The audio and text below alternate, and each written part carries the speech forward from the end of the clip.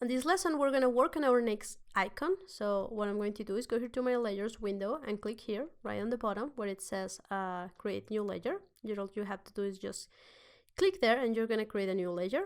And for now, you can go here to this little eyeball and just click on it, and you can see how I can no longer see my heart. I know it's there, but I cannot see it. And now on layer 2, and again remember that you should be always like very organized. So you're gonna double click on this one and call this one bump, because right now we're gonna be creating a bump.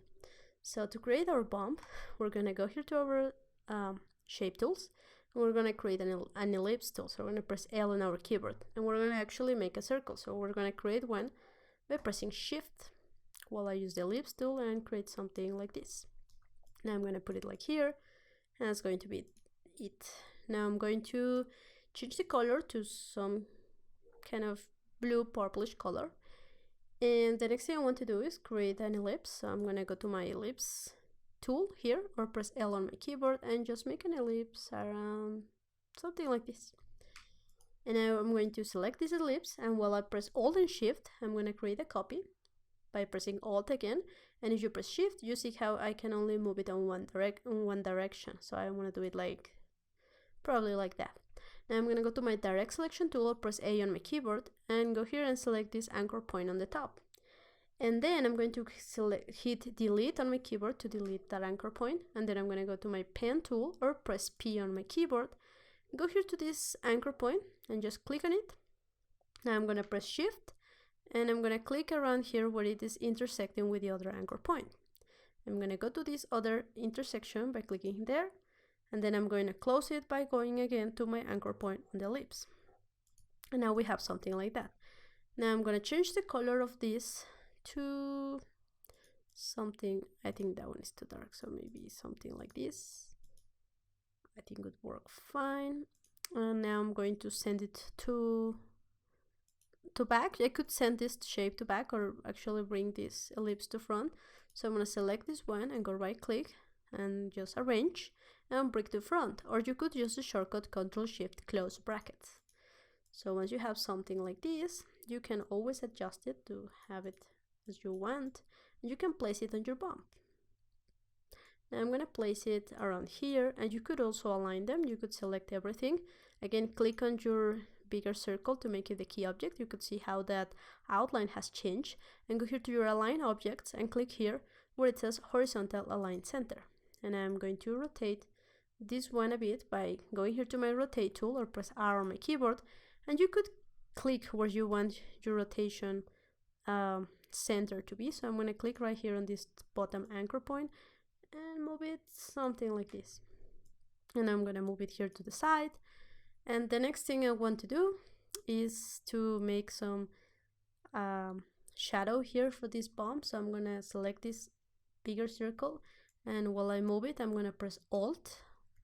Then I'm going to go here to my circle and go to my tools here, and I'm going to find the scissors tool, and I'm going to select here, or use the shortcut C, and I'm going to click here and click here to remove this one. I'm going to click on this one and just press delete because I don't need that part. Go again to my pen tool by going here, or press P on my keyboard and select on the anchor points, just like that. Remember that you have to cover your original shape. Now I'm going to go here to my transparency and play again. You could try overlay, but maybe that's not going to work. So I'm going to go to multiply, and I'm going to change the opacity to probably 50. Let's see how that looks. I think that works fine. And we're going to do just as we did with the heart. I'm going to click on this one. I'm going to press Ctrl X to cut it. I'm going to select this circle to be the mask. And I'm going to go here to draw inside mode. You can see how that dashed line has appeared. And now to paste in place, I'm going to press Ctrl Shift P. And now I have that. Again, double click, or you can click here and draw normal to go outside that mode. And finally, to finalize our bump, we're going to go here to our pen tool, or press P on our keyboard, go here to the center of this ellipse, and let's click and drag to make a little bit of a curve, and then probably something like this. And I'm going to actually invert this, because for this I want to have a stroke and not a fill. And I'm going to change the color to this something like that, to some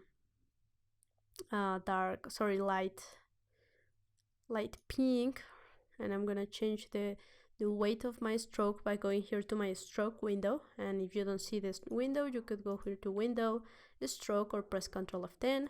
And I'm gonna change this one to, let's try with 10, or maybe let's go with something like 18 or something like that. I think this one is working better. And now you can see how my caps are straight, and I don't want that. So I'm going to select this and go here to my stroke window and go here to cap, and you can see like the second option is called round cap, and I think for me this is working better, and you could move it so it is right there on the center. And with this we have our bump, and on the next lesson we're going to keep working on our icons here in Adobe Illustrator.